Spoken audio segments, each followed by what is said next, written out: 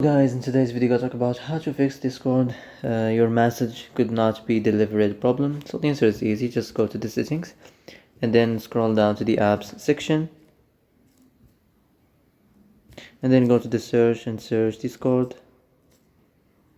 and next go to the storage, and here you will find this clear cache option. Click on it. Now you can go check it if it worked, and if it didn't you can try to restart your phone or turn the Wi-Fi off and on, or the Bluetooth or the airplane mode. Also you can try to clear data, but be careful. If you clear data, all the Discord's data will be deleted. This includes all files, the settings, the accounts, the databases, etc. So be careful if you want to clear your data.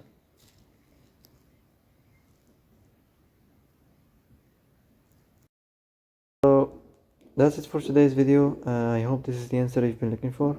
If you like this video, don't forget to like and subscribe, and see you in the next video.